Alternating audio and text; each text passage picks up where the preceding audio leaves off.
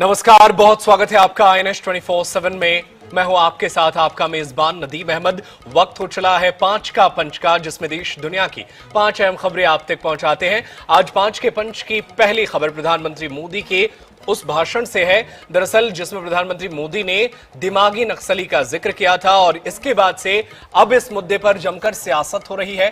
वहीं 5 के पंच की दूसरी खबर की बात करें तो दूसरी खबर झारखंड से है, जहां जेपीएससी जेएसएससी परीक्षा को लेकर छात्रों का आंदोलन लगातार तेज होता जा रहा है। क्या है अभी की स्थिति, इस पर विस्तार से आप तक ये खबर पहुंचाएंगे। वहीं 5 के पंच की तीसरी खबर बालाघाट से है। बालाघाट में बैगा समुदाय के बच्चों की मौत के मामले ने सियासी माहौल गर्मा दिया है। कांग्रेस ने दावा किया है कि टाइफाइड, मलेरिया, स्किन डिजीज समेत कई बीमारियों के चलते अब तक 19 बच्चों की मौत हो चुकी है। वहीं 5 के पंच की चौथी खबर राजधानी रायपुर से है। तूता धरना स्थल पर डीएड अभ्यर्थियों का प्रदर्शन लगातार जारी है। अपनी नियुक्ति की मांग को लेकर ये अभ्यर्थी आंदोलन कर रहे हैं। वहीं 5 के पंच की पांचवी और अंतिम खबर आफत की बारिश से जुड़ी है। देश के कई राज्यों में मॉनसून एक बार फिर से कहर बरपा रहा है। भारी बारिश ने लोगों का जनजीवन बुरी तरह प्रभावित किया है।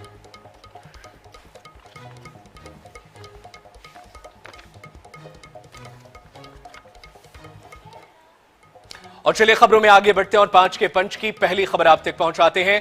पहली खबर प्रधानमंत्री नरेंद्र मोदी के भाषण से है। दरअसल लाल किले के प्राचीर से प्रधानमंत्री मोदी ने अर्बन नक्सल के अलावा दिमागी नक्सल शब्द का इस्तेमाल किया और ये भाषण जो है अब सियासत में जमकर वायरल हो रही है और सियासी प्रतिक्रिया भी इस पर सामने आ रही है। दरअसल बताया यह जा रहा है कि प्रधानमंत्री मोदी ने दिमागी नक्सल वाले बयान दिए थे। 80वें स्वतंत्रता दिवस पर अपने संबोधन में प्रधानमंत्री मोदी ने कहा था कि हथियारी नक्सली चले गए, लेकिन दिमागी नक्सल अब भी मौके की तलाश में है और समाज को गलत राह पर ले जाने की कोशिश कर रहा है।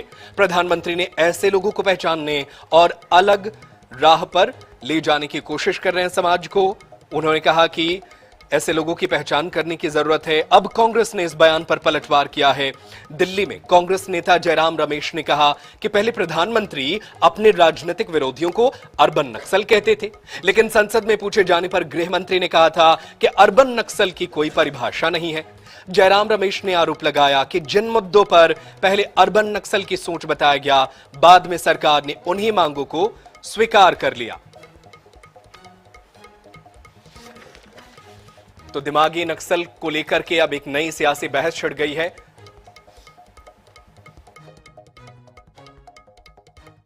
जंगलों में हमें हथियारी नक्सलों का खात्मा बुलाने में, उस संकट से देश को मुक्त कराने में सफलता मिली है, लेकिन हथियारी नक्सल तो गए, लेकिन दिमागी नक्सल, ये दिमागी नक्सल मौके की तलाश में है।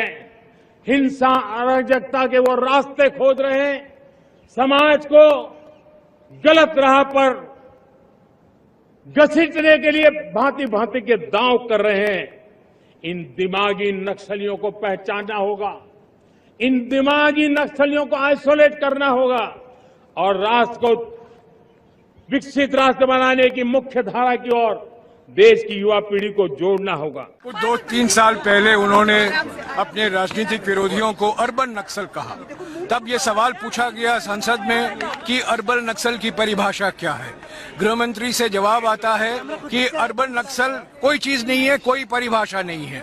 आज प्रधानमंत्री लाल किले से दिमागी नक्सल की भाषा इस्तेमाल करते हैं अपने राजनीतिक विरोधियों को लेकर।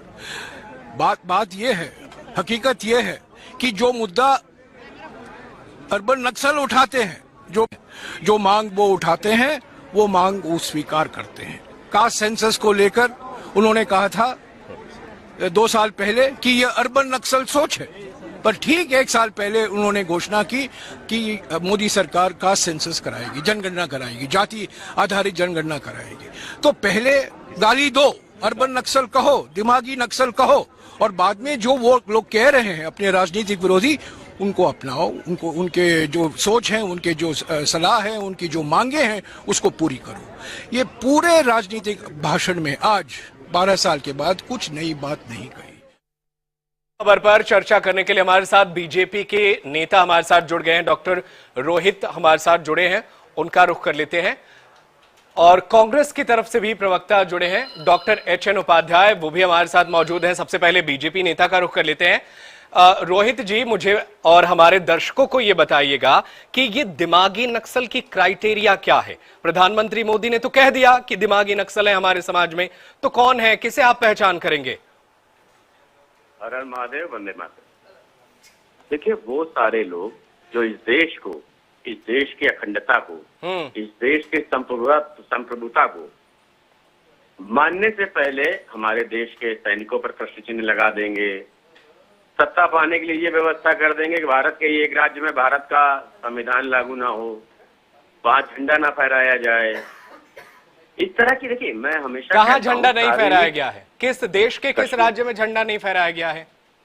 कश्मीर में आपको याद होगा, कश्मीर में 2014 से पहले झंडे नहीं फहराए जाते थे। नहीं, सुनिए, बात सुन ली, या तो आप मुझे बोलने दीजिए। नहीं, आप कहेंगे तो प्रश्न चिन्ह लगेगा ना। वही कह रहा हूँ, आप प्रश्न पूछिए, लेकिन मेरे वक्तव्य पूरे होने के बाद मुझे एक बात बताइए।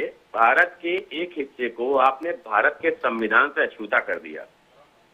उस समय भारत के जब सैनिक भी वहां घुसना चाहते थे तो लोकलाइट्स वहां क्या करते थे? और ये लोग जो बात कर रहे हैं कि इस तरह के भाषण दिए गए, 1970 में इंदिरा गांधी का दिया हुआ भाषण क्या भूल गए हम? देश में हार मारने की मानसिकता है, मतलब आप अपने देश को ही नीचा दिखा रहे हैं। ये कोई अच्छी बात है? देखिए, मैं हमेशा कहता हूँ, राजनीति करने हम लोग आए हैं, आप भी राजनीति नहीं, हम कहने का मतलब ये है कि जब आप दिमागी नक्सल कहेंगे तो इसका मतलब जो बीजेपी का विरोध करेगा वो भी दिमागी नक्सली है। सीधी सी बात तो यही निकल कर आती है। एक बात बताइए, राष्ट्रद्रोह और राजद्रोह को किसने अलग किया? किसने अलग किया? बीजेपी ने ना। कि भाई, आप अपनी चुनी हुई सरकार की आप जो है उनको क्रिटिसाइज कर सकते हैं, वो देश की निंदा नहीं होगी, वो सरकार की निंदा होगी। इसके पहले क्या था? आप अगर भारत की सरकार का विरोध कर रहे हैं तो आप देश का विरोध कर रहे हैं। ये हमने अलग किया ना। आप एनएसए लगाने वाले को भी बाद में एनएसए हटा लेते हैं। ये भी इस देश की सच्चाई है कि आप एनएसए लगाते हैं, 6 महीने में हटा के आजाद भी कर देते हैं। खैर, मैं लौटूंगा। डॉक्टर एचएन उपाध्याय, आपसे समझना चाहते हैं कि प्रधानमंत्री ने अगर एक ऐसी सोच को टच किया है जो इस देश में अगर बात विकास की होती है या कोई भी बात आगे बढ़ाने की होती है उसमें अड़ंगा लगा देते हैं, तो उन्हें तो दिमागी नक्सल कहते हैं प्रधानमंत्री, तो इसमें गलत क्या है? नहीं, देखिए, प्रधानमंत्री जी का यही एक भाषा है, जब इनको कोई कुछ कहता है तो इनको बहुत कष्ट लगता है। ये दिमागी नक्सल किसको कह रहे हैं? जो जंतर मंतर पर छात्रों पर पहले गन चलवाए, AK-47 चलवाए, लड़कियों के प्राइवेट पार्ट पर डंडे मरवाए, क्या उनकी विचारधारा अर्बन नक्सल की नहीं है या दिमागी नक्सल की नहीं है? हम तो उन्हीं को मानते हैं। उनके लिए इन्होंने क्या कहा? देखिए, ये इनका जो विरोध करे उसको अर्बन नक्सल, दिमागी नक्सल जो भी कहते हैं, जबकि अटल बिहारी वाजपेयी जी ने और अन्य नेताओं ने, खुद इनके पार्टी के नेताओं ने कहा। तो सरकार ऐसी बात आप मुझे बताइए एचएन उपाध्याय जी, क्यों ना कहे? जब अगर नक्सलियों को सुरक्षा बल मारते हैं तो बाद में विपक्षी दल आ जाते हैं और कहते हैं कि नहीं भाई, इसमें तो मासूम ग्रामीण मर रहे हैं, जबकि वो मरते नक्सली हैं। ऐसा हमने कभी नहीं कहा है। देखिए, दिमागी सैकड़ों बयान रहते हैं। नहीं, ये जब सब तमाम घटनाएं हुई, चाहे पुलवामा का हो, चाहे पहलगाम का हो, चाहे सीमाओं पर हमारे, अभी तो कल परसों फिर आप ही ने ला दिया पहलगाम और पुलवामा में कई बार सबूत भी लोग मांग रहे थे, विपक्षी दल के ही लोग। खैर, बहुत शुक्रिया doctor HN Upadhyay, doctor Rohit Saxena, आप दोनों का हमारे साथ जुड़े और अपना पक्ष रखा हमारे दर्शकों के बीच। और चलिए बिना देरी के खबरों में आगे बढ़ते हैं और 5 के पंच की दूसरी खबर आप तक पहुंचाते हैं। दूसरी खबर झारखंड की राजधानी रांची से है, जहां पर लगातार छात्रों का प्रदर्शन जारी है। और यह प्रदर्शन लगातार अभी भी इसलिए जारी है क्योंकि अब तक इनकी मांगों को माना नहीं गया है। छात्र लगातार अपनी मांगों पर अड़े हुए हैं। रांची में प्रदर्शनकारी छात्रों ने सरकार को 18 अगस्त तक का अल्टीमेटम दिया है। छात्रों का कहना है कि राज्य के 24 जिला मुख्यालयों में मुख्यमंत्री हेमंत सोरेन और राहुल गांधी के पुतले जलाए जाएंगे। वहीं 20 अगस्त को बड़ी संख्या में छात्र मुख्यमंत्री आवास का घेराव भी करेंगे। छात्रों की मुख्य मांग JSSC, CGL परीक्षा रद्द करने और कथित अनियमितताओं की सीबीआई जांच कराने की है। प्रदर्शनकारियों का आरोप है कि सरकार उनकी मांगों को गंभीरता से नहीं ले रही है। इधर आंदोलन के बीच देवेंद्रनाथ महतो की भूख हड़ताल 14वें दिन भी जारी रही। सदर अस्पताल में भर्ती महतो ने बेड छोड़कर कॉरिडोर में लेटकर अपना विरोध जारी रखा है। छात्रों ने अब मुख्यमंत्री हेमंत सोरेन के इस्तीफे की मांग भी उठाई है।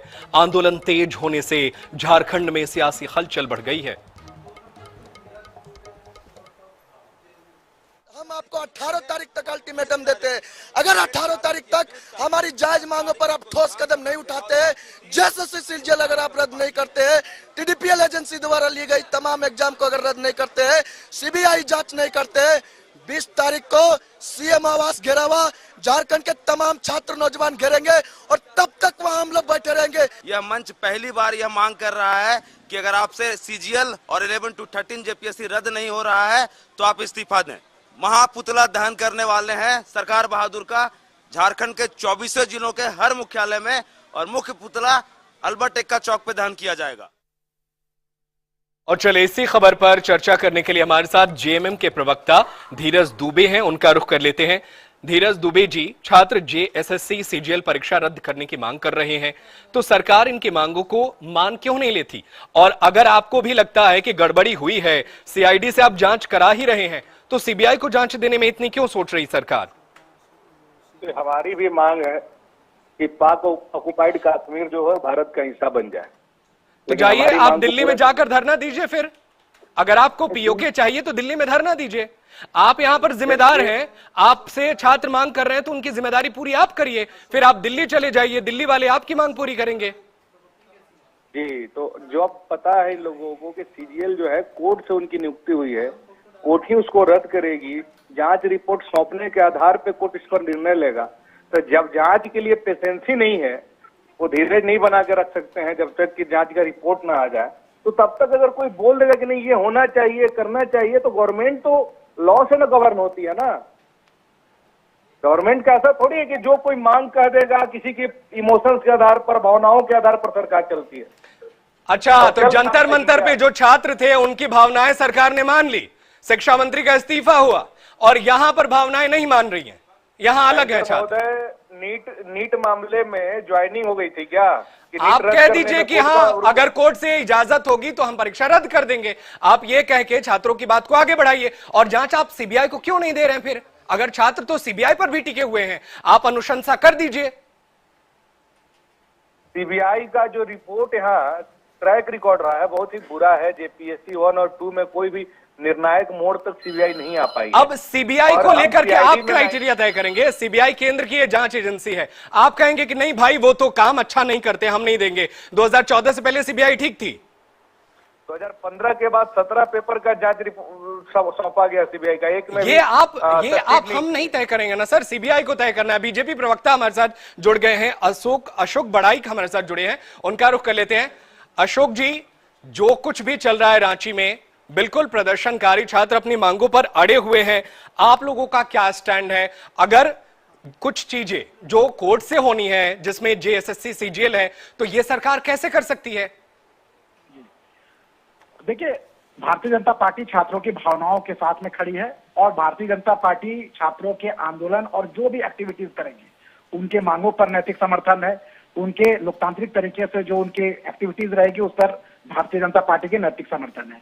आज भारतीय जनता पार्टी की प्रदेश पदाधिकारियों की बैठक हुई, उसमें हम लोगों ने रूपरेखा तय की कि छात्र का जो 20 तारीख का मुख्यमंत्री आवास घेराव का कार्यक्रम सुनिश्चित किया गया है, उसमें भारतीय जनता पार्टी उनको नैतिक समर्थन देगी। अच्छा, मतलब आप सियासत करेंगे? आप भी अगर छात्र जो है घेराव कर रहे हैं तो आप समर्थन देकर आप जो है छात्रों के कंधे पर बंदूक रख के सियासत करेंगे? सर, झारखंड के छात्र, मैं भी झारखंडी हूँ, मेरे जितने पैनलिस्ट बैठे हैं लगभग सभी झारखंडी है, और कोई पॉलिटिकल पार्टी के वो छात्र नहीं है।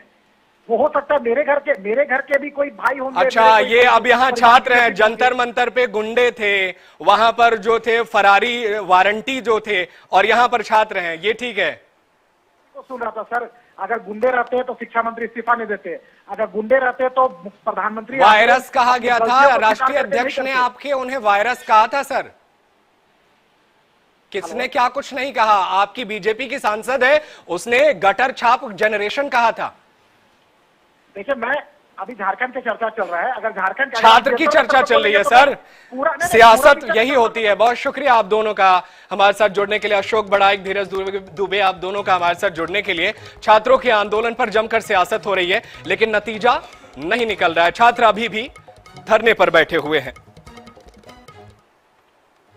और चलिए खबरों में आगे बढ़ते हैं और 5 के पंच की तीसरी खबर आप तक पहुंचाते हैं। तीसरी खबर बालाघाट जिले से है, जहां पर एक बार फिर से बच्चों की मौत ने सियासी माहौल को गरमा दिया है। दरअसल यह मामला बैगा समुदाय के बच्चों की मौत से जुड़ा है। कांग्रेस ने दावा किया है कि टाइफाइड, मलेरिया, स्किन डिजीज समेत कई बीमारियों के चलते अब तक 19 बच्चों की मौत हो चुकी है। क्षेत्रीय कांग्रेस विधायक ने मृत बच्चों के नामों की सूची भी जारी की है।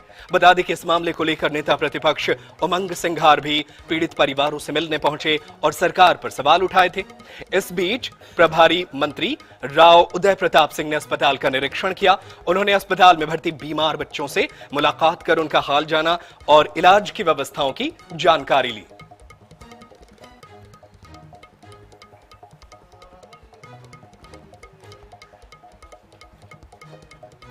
तो बालाघाट में बैगा समुदाय के बच्चों की मौत का यह पूरा मामला बताया जा रहा है। टाइफाइड, मलेरिया और स्किन डिजीज की वजह से बच्चों की मौत हुई है। कांग्रेस विधायक ने इस पूरे मामले में लिस्ट जारी की है, मृत बच्चों की सूची। दरअसल बताया यह जा रहा है कि 19 मासूम बच्चों की मौत हुई है, ये कांग्रेस पार्टी ने दावा किया है। क्षेत्रीय विधायक ने मृत बच्चों के नामों की सूची भी जारी की है। इसी बीच प्रभारी मंत्री राव उदय प्रताप सिंह ने अस्पताल का निरीक्षण किया।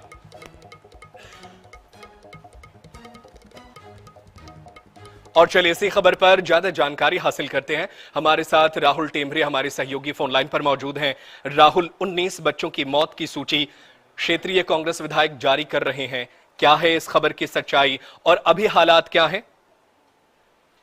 बिल्कुल नदीम, देखिए जो बैगा इलाकों के जो हालात है वो लगातार बिगड़ते जा रहे हैं।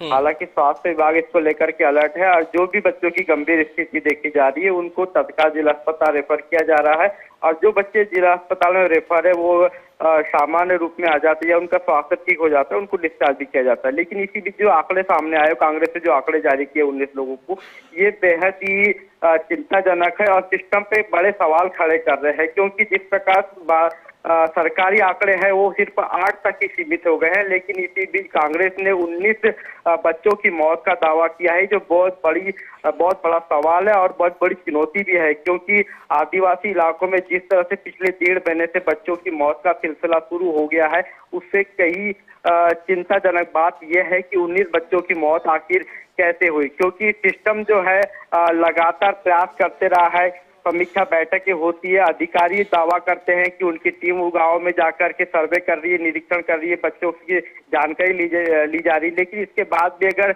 सिस्टम ही अपने आंकड़े छुपाने लगे तो ये बहुत बड़ा सवाल है। और बिल्कुल, सिस्टम आंकड़े छुपाए तो सवाल उठता है। अब देखना होगा कि सरकार क्या पक्ष रखती है। बहुत शुक्रिया राहुल टेमरे, तमाम जानकारी के लिए। आप नजर बनाए रखिएगा, आगे भी आपसे जानकारी हासिल करते रहेंगे।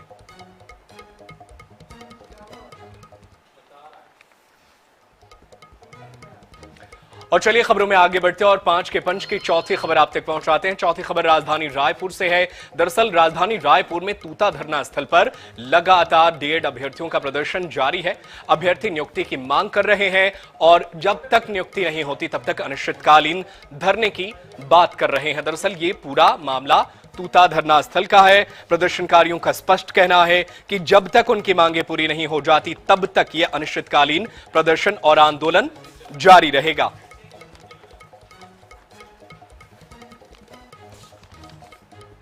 तो रायपुर के तूता धरना स्थल पर डीएड के अभ्यर्थियों का प्रदर्शन लगातार जारी है।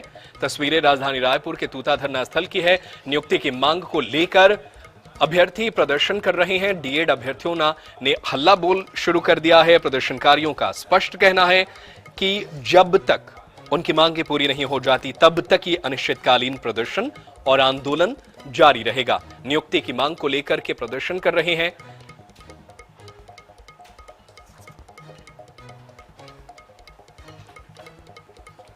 तो डीएड के अभ्यर्थियों का प्रदर्शन राजधानी रायपुर में जारी है। अपनी मांगों को लेकर के अभ्यर्थी अभी भी ये प्रदर्शन कर रहे हैं और उनका कहना है कि अभ्यर्थी जब तक उनकी मांगे पूरी नहीं हो जाती तब तक वो तूता धरना स्थल पर ही बैठे रहेंगे।